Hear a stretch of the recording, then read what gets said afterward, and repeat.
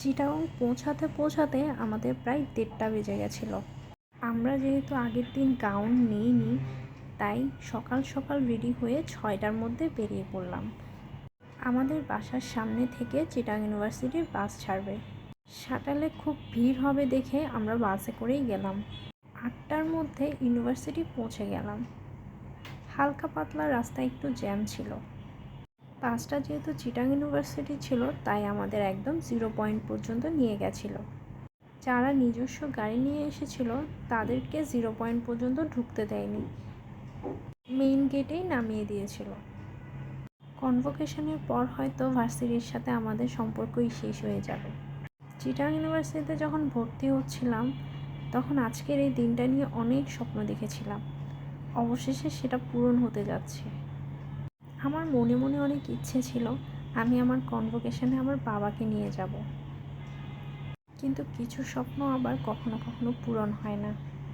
ক্যাম্পাসে গিয়ে আমাদের ডিপার্টমেন্টের গাউন দিচ্ছিল গ্যালারিতে, তাই গ্যালারিতে গিয়ে সার্টিফিকেট জমা দিয়ে আমরা গাউন আর ক্যাপটা নিয়ে নিলাম।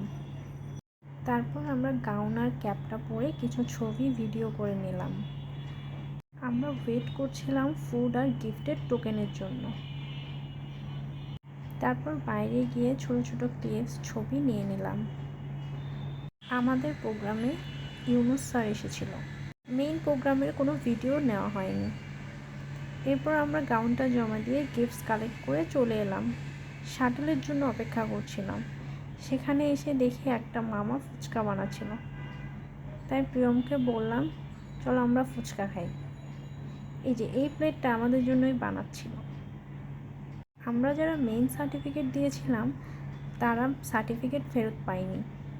1 সপ্তাহ পর ক্যাম্পাস থেকে নিয়ে নিতে বলেছিল, কিন্তু যারা প্রফেশনাল দিয়েছিল তাদেরকে ফেরত দিয়ে দিয়েছিল। তাই আর ওয়েট করিনি, চলে এসেছি। বাসায় আসার পর গিফটসটা খুলে দেখলাম সুন্দর একটা ব্যাগ দিয়েছিল, যার মধ্যে ছিল চিটাগং ইউনিভার্সিটির লোগো দেওয়া একটা পেন, একটা ক্লিপ, পিন আর একটা ওয়ালেট দিয়েছিল। তারা গাউনটা রেখে দিয়েছে, তবে ক্যাপটা দিয়ে দিয়েছিল। আর সাথে যারা যারা রেজিস্ট্রেশন করেছে তার একটা বই দিয়েছিল সমাবর্তনের। আজকে এই পর্যন্ত। ভিডিওটা ভালো লাগলে লাইক, কমেন্ট, শেয়ার করবেন। Thanks for watching.